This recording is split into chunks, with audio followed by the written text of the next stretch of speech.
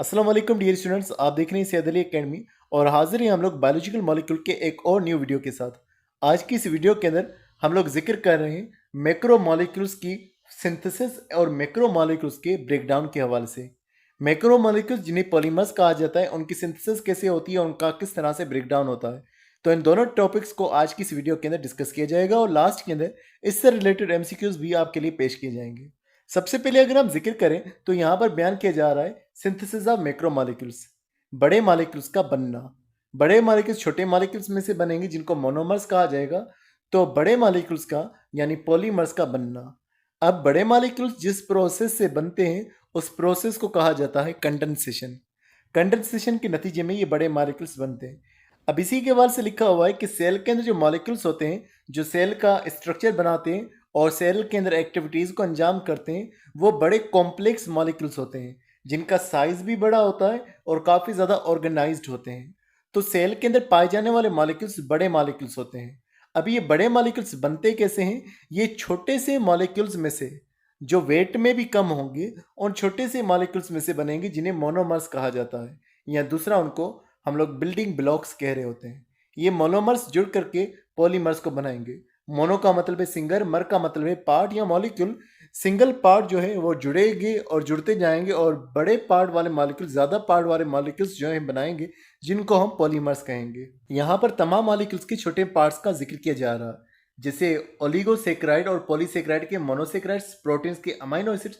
इसी तरह से लिपिड्स के अंदर ये वाले मुख्तलिफ मोनोमर्स हो सकते हैं। डीएनए के अंदर भी ये न्यूक्लियोटाइड्स जो है मुख्तलिफ मौजूद हो सकते हैं, तो ये इनके अंदर मोनोमर्स यानी छोटे पार्ट्स पाए जाते हैं।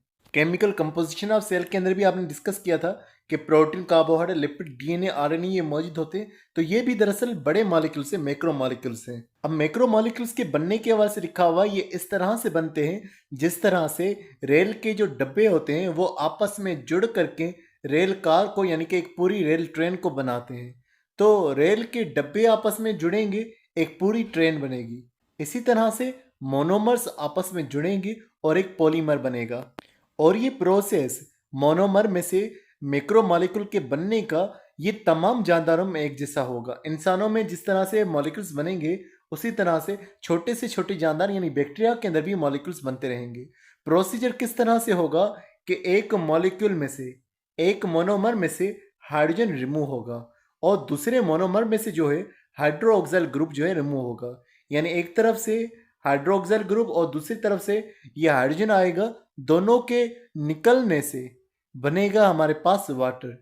तो इस तरह से वाटर की फॉर्मेशन होगी और जब इनका ये बॉन्ड फ्री हो चुका है ये आपस में बॉन्ड बना लेंगे। तो इस तरह से जो मॉलिक्यूल बनेगा उसे डाइमर कहा जाएगा। डाई का मतलब है दो और मर का मतलब है पार्ट या मॉलिक्यूल, दो मॉलिक्यूल वाला। इसी तरह से इसके पास अभी भी हाइड्रोक्सिल ग्रुप मौजूद है, एक और मॉलिक्यूल आएगा जिसके पास ये हाइड्रोजन मौजूद होगा, ये आपस में जुड़ जाएंगे और जो मॉलिक्यूल होगा वो इसके साथ में जुड़ जाएगा। इस तरह से ये मॉलिक्यूल्स जो हैं बनते जाएंगे और आपस में ये नया बॉन्ड, कोवेलेंट बॉन्ड जो है ये बनाते जाएंगे। हर मॉलिक्यूल के अंदर ये कोवेलेंट बॉन्ड अलग अलग कहलवाएगा। जैसे कार्बोहाइड्रेट्स के अंदर ग्लाइकोसाइड और प्रोटीन्स के अंदर पेप्टाइड बॉन्ड हमने पहले ही जिक्र किया था। और इस प्रोसेस के दौरान वाटर का रिमूवल हो रहा है, तो इस प्रोसेस को दूसरा डिहाइड्रेशन सिंथेसिस भी कहा जाता है। कंडेंसेशन को डिहाइड्रेशन सिंथेसिस क्यों कहा जा रहा है? डिहाइड्रेशन का मतलब है वाटर का लॉस होना और सिंथेसिस का मतलब है बॉन्ड का बनना। क्योंकि इसके अंदर बॉन्ड बन रहा है और वाटर लॉस हो रहा है, तो इसीलिए डिहाइड्रेशन सिंथेसिस कहा जा रहा है। मज़ीद लिखा हुआ है इस प्रोसेस को अंजाम देने के लिए एंजाइम्स भी चाहिए होते हैं और एनर्जी भी यूज होती है इस प्रोसेस के दौरान मॉलिक्यूल्स को आपस में जोड़ने के लिए। अब हम जिक्र करते हैं एक और टॉपिक के हवाले से, जो कि लिखा हुआ है ब्रेकडाउन ऑफ मैक्रोमोलेक्यूल, बड़े मॉलिक्यूल का टूटना। और बड़ा मॉलिक्यूल जिस प्रोसेस के नतीजे में टूटेगा उसे हाइड्रोलाइसिस कहा जाता है। हाइड्रो मतलब कि वाटर, लाइसिस का मतलब है तोड़ना। वाटर अगर आकर किसी मॉलिक्यूल को तोड़ेगा, एडिशन ऑफ वाटर से अगर कोई मॉलिक्यूल टूटेगा तो इसे हाइड्रोलाइसिस कहा जाएगा। मिसाल के तौर पर ये एक मॉलिक्यूल मौजूद है जिसके अंदर 4 मॉलिक्यूल्स मौजूद हैं। अब इसके अंदर अगर वाटर शामिल किया जाएगा तो वाटर के आने से इसके ये 3 अलग हो गए और एक मॉलिक्यूल अलग हो गया, ये टूट चुका है। वाटर के आने से ये टूटा है तो इसको हाइड्रोलाइसिस कहा जा रहा है। हाइड्रोलाइसिस को हम रिवर्स ऑफ कंडेंसेशन कहते हैं। कंडेंसेशन में वाटर निकल रहा था बाहर, यहाँ पर वाटर वापसी आ रहा है। कंडेंसेशन के दौरान एक मॉलिक्यूल से हाइड्रोक्सिल ग्रुप निकल रहा था, दूसरे से हाइड्रोजन निकल रहा था, जबकि इस हाइड्रोलाइसिस के दौरान एक के साथ हाइड्रोक्सिल ग्रुप जुड़ जाता है, दूसरे के साथ हाइड्रोजन जो है वो जुड़ जाता है। तो इस प्रोसेस के दौरान ये जो वाटर है वो टूट जाएगा H पॉजिटिव और OH के नेगेटिव आयंस के अंदर, और इसके अंदर भी लाजमी कुछ एंजाइम्स रिक्वायर्ड होंगे जो वाटर को तोड़ने का काम करेंगे। तो इस तरह से वाटर के आने से बॉन्ड जो है टूट जाएगा दो मोनोमर्स के दरमियान में, और एनर्जी भी इसमें रिलीज होगी, क्योंकि पहले प्रोसेस में एनर्जी दी जा रही थी, अब यहाँ पर वही एनर्जी जो है हासिल होगी। इस एनर्जी का इस्तेमाल किया जाएगा मुख्तलिफ रिएक्शंस के दौरान। अब अगर ये वाला मॉलिक्यूल है इसको तोड़ना है तो इसके लिए भी क्या किया जाएगा, वाटर को दोबारा से दाखिल किया जाएगा।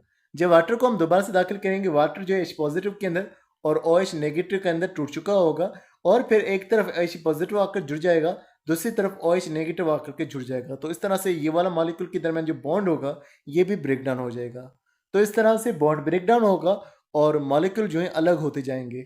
अब अगर हम बात करें इस प्रोसेस के फायदे के हवाले से, तो यहाँ पर इस पैराग्राफ के अंदर इसके फायदे को दर्ज किया गया है। यहाँ पर बयान किया जा रहा है मेटाबॉलिज्म के हवाले से। मेटाबॉलिज्म ऐसे रिएक्शंस होते हैं जिनके अंदर मॉलिक्यूल्स या तो टूटते हैं या फिर मॉलिक्यूल्स बनते हैं। तो मेटाबॉलिज्म होगा, मैक्रो मॉलिक्यूल्स इस दौरान या तो बनेंगे या फिर टूटेंगे। तो ये मेटाबॉलिज्म कहाँ हो रहा है, ये सेल के अंदर हो रहा है। तो सेल में मॉलिक्यूल्स या तो टूटेंगे या सेल के अंदर मॉलिक्यूल्स बनेंगे। सेल के पास मॉलिक्यूल्स आएंगे कहाँ से और किस तरह से हासिल होंगे, तो सबसे पहले इसका जिक्र किया जा रहा है। जैसे कि हेटेरोट्रॉफ्स का जिक्र किया जा रहा है जो कि बाहर से अपना फूड हासिल करते हैं। हेटेरोट्रॉफ जैसे कि हम हो गए, हम जब खाना खाएंगे तो हम खाना बाहर से प्लांट से या एनिमल में से हासिल करेंगे। हमारे पास जो खाना हासिल होगा उसकी डाइजेशन होगी, और उसके अंदर जो बड़े मॉलिक्यूल्स होंगे वो छोटे मॉलिक्यूल्स के अंदर टूट जाएंगे हाइड्रोलाइसिस के जरिए से, और उसमें एंजाइम्स भी यूज होंगे जिन्हें हाइड्रोलाइटिक एंजाइम्स कहेंगे। जब मॉलिक्यूल्स हमारे पास छोटे से आ जाएंगे, मोनोमर्स आ जाएंगे, ये हमारे सेल में जब दाखिल होंगे तो दोबारा से ये मॉलिक्यूल्स जो हैं ये बड़े मॉलिक्यूल्स में चेंज हो जाएंगे। तो इस तरह से हमारी बॉडी अपने मर्जी के मॉलिक्यूल्स इन छोटे मॉलिक्यूल्स में से बनाएगी। अब बड़े मॉलिक्यूल्स बनेंगे जिस प्रोसेस के नतीजे में, वो कौन से होंगे, कंडेंसेशन का। जैसे हम आगे जिक्र करेंगे प्रोटीन के हवाले से, प्रोटीन जो है अमाइनो एसिड्स का बना होता है। तो प्रोटीन एक हमने खाया जिसमें से अमाइनो एसिड हमने हासिल किए, इसी तरह से हमने एक और प्रोटीन हासिल किया जिसमें से अमाइनो एसिड हमें मिले। उन अमाइनो एसिड्स को आपस में जोड़ करके एक तीसरा प्रोटीन बनाया जाएगा।